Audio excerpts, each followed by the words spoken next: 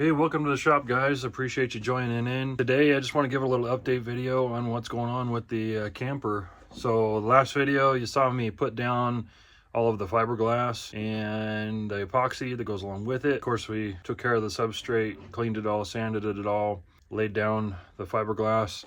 Well, unexpected to me, ran into some issue with the weather and found out that we had some rain. So in a panic, approximately, I guess you could call it in the 24 to 30 hour mark. The weather moved in, it got super windy, and along came the rain. In a panic to try and figure out what to do, obviously I didn't want rain damaging the fiberglass that I just laid down. Oh, well, not just the fiberglass, but the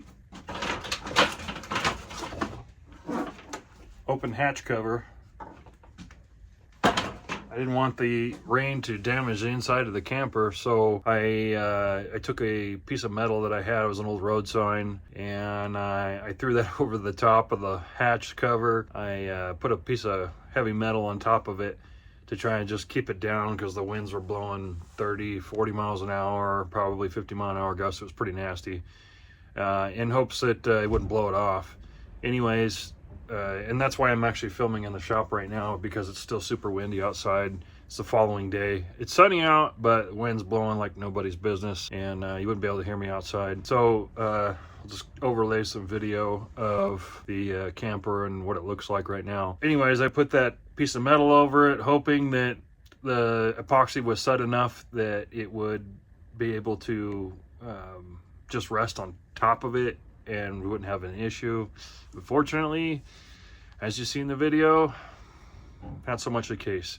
We got an issue where the epoxy wasn't set all the way, and because of that, it started to stick to the sign that I put on there, and I went to go pull it off today, just a little bit ago, and it pulled a lot of the fiberglass off with it, unfortunately. So I think we got a little bit of a learning curve here with this fiberglass. Like I said before, I'm not a fiberglass expert. I have that stuff right here, this Total Boat.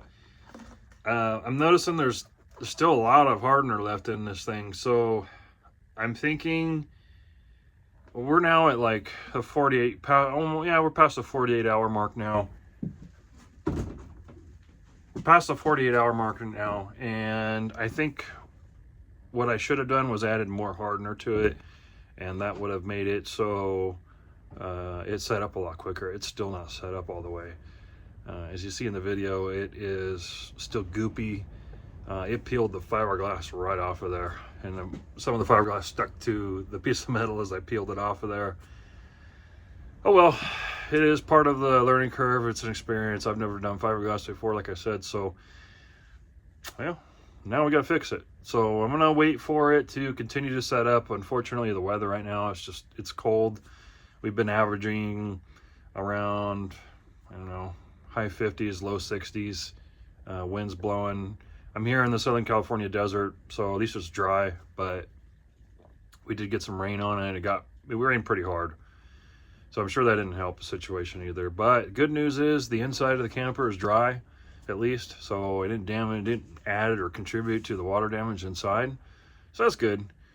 Anyways, I just want to give a little update on that. We'll continue to plug away at it. Like I said, I'm going to let that try to continue to set up.